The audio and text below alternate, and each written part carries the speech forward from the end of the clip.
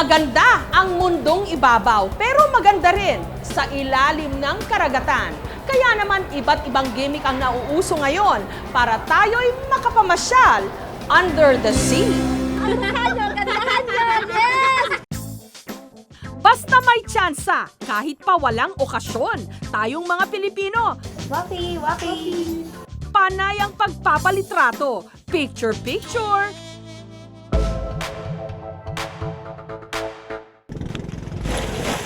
at ngayon, meron na ring picture-taking kahit sa ilalim ng tubig.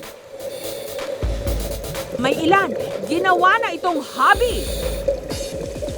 Underwater photography.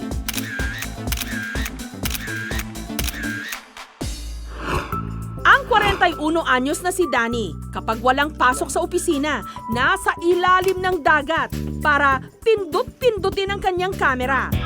Ang ilan sa kanyang mga kuha na itampok pa sa mga international magazines, katulad ng litrato ng Wonder Pus na ito, isang uri ng pugita na naibenta raw niya sa halagang $50.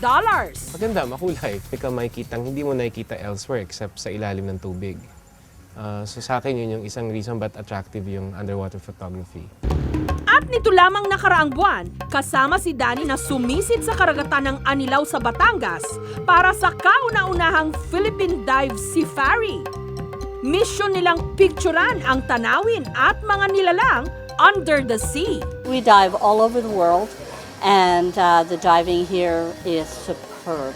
We've had the privilege of going to some absolutely wonderful dive sites. The amount of marine life is just incredible. Matapos makapili ng magandang diving spot, agad umarangkada sa tubig si Danny.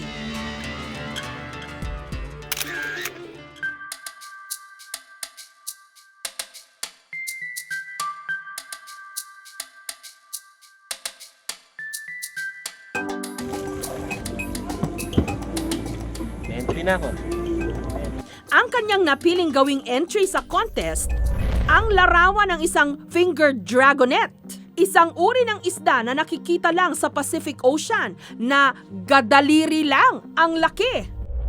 Sa kabilang bahagi naman ng dagat, inabutan namin ang Koreanong si Roy.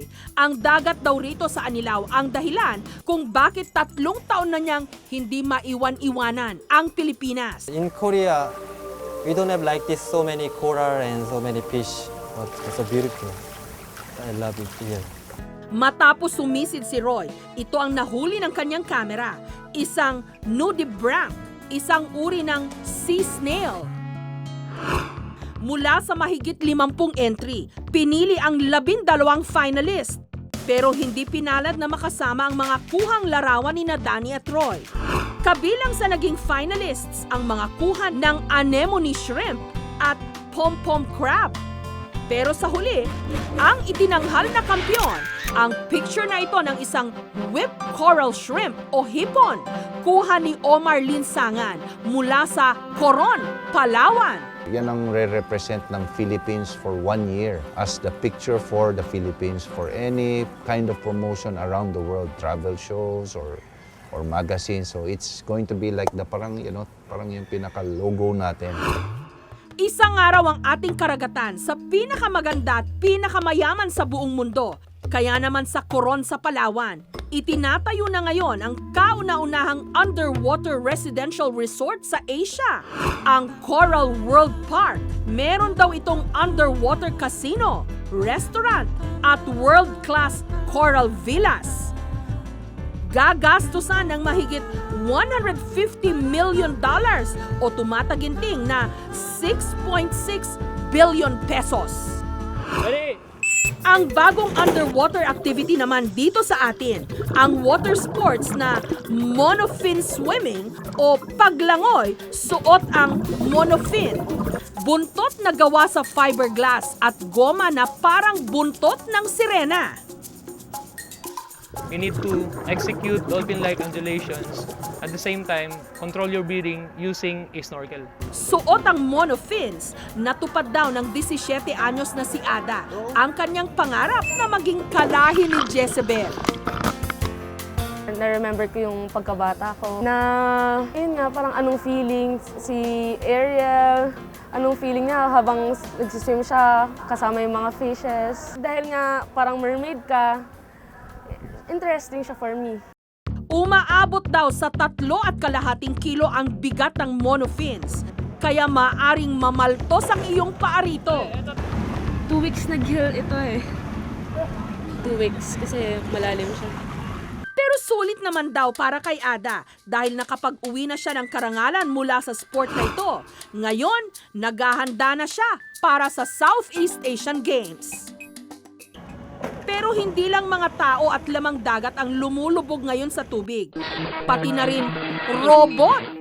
Si Robotechnic I-100. Meron siyang, of course, yung kanyang camera, no? Meron siyang standard definition CCTV camera. Layunin nitong mas madaling masuri ang mga coral reef. We're adapting our robot na kaya niyang i-compare yung densities ng corals over time, kung dumadami ba o kumukonti sila, may namamatay ba. No? Yung mga seagrass, no? Na binabahayan, iniitlogan ng mga isda, at saka yung water quality. May monitor ito para makita ang mga imaheng nakukuhanan ng underwater robot. Si Robotechnic I-100 kaya raw lumubog sa may lalim na mahigit 300 talampakan. Higit na mas malalim kesa sa kaya ng tao. Pwede rin daw itong gamitin sa mga search and retrieval operations. Na-rescue na. Ayaw ka pa rin pakawala, no?